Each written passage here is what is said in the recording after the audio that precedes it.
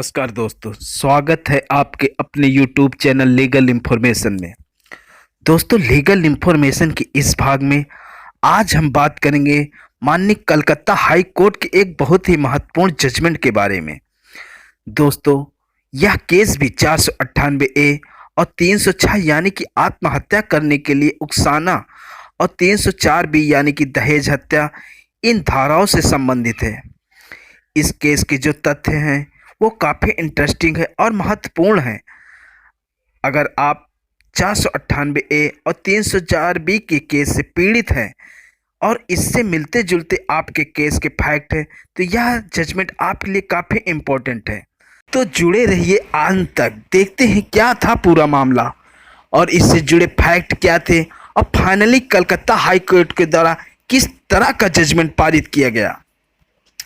दोस्तों, केस के फैक्ट कुछ इस तरह से थे कि एक महिला के द्वारा यह FIR दर्ज कराई जाती है कि उसकी बहन की शादी जो कि कुछ ही दिनों पहले हुई थी और शादी के कुछ दिनों बाद से उसकी बहन को दहेज की मांग को लेकर टॉर्चर किया जाने लगा और 20,000 रुपये की बात भी कही गई और कहा गया कि 20,000 रुपये उसके ससुराल वाले मांगते थे बिजनेस करने के लिए और इस 20,000 रुपये की मांग को लेकर कि बहन को टॉर्चर किया जाता था और उसको प्रताड़ित किया जाता था। इस प्रताड़ना से परेशान होकर उसकी बहन ने आत्महत्या कर ली, जहर खा के सुसाइड कर ली थी। इस मामले में पति के साथ साथ ससुराल पक्ष के 7 लोगों के खिलाफ FIR दर्ज करा दी जाती है। यह जो FIR दर्ज कराई जाती है 498A, 306 और 3/4 DP एक्ट यानी कि दहेज की मांग को लेकर टॉर्चर करना और इतना ज़्यादा प्रताड़ित करना कि वह सुसाइड करने को मजबूर हो जाए, यह FIR दर्ज करा दी जाती है। FIR दर्ज होने के बाद मामले में इन्वेस्टिगेशन होता है और इन्वेस्टिगेशन होने के बाद 7 लोगों के खिलाफ कोर्ट में चार्जशीट भी फाइल कर दी जाती है पुलिस के द्वारा।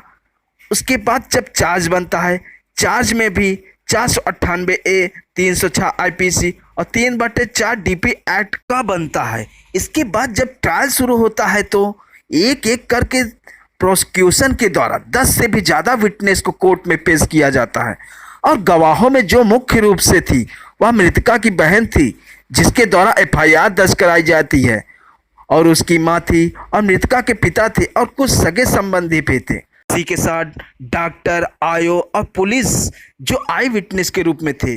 केस में जो अहम बात निकल कर सामने आती है वह डॉक्टर के द्वारा बताई जाती है कि डॉक्टर के द्वारा यह कहा जाता है कि इसकी जो मौत हुई है वह फास्फोरस बताते हैं, आर्गोनो फास्फोरस के कारण कार्डियो रेस्पिरेटरी के फेलियर की वजह से हुई।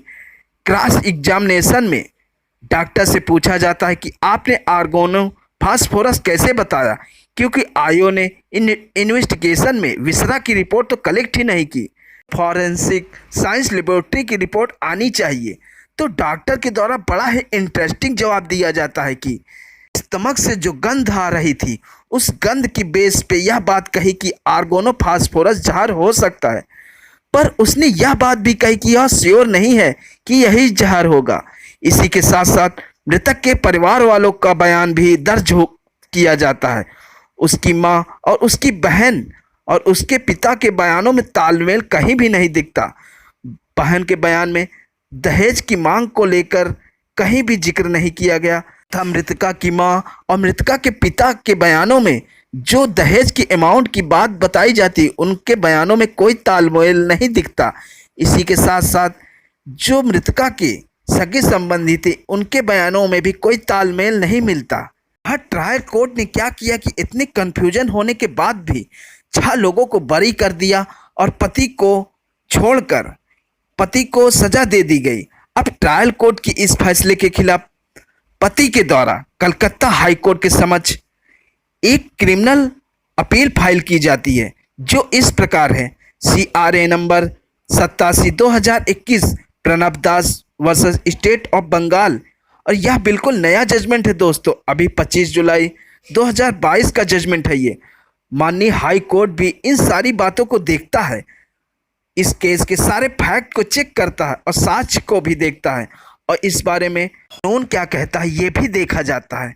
माननीय हाई कोर्ट के द्वारा साक्ष्य को ग्रहण करते हुए यह फैक्ट सामने पाता है कि मृतका की मां और बहन और पिता के बयानों में दहेज की मांग को लेकर, दहेज के अमाउंट को लेकर विरोधाभास था उनके बयानों में।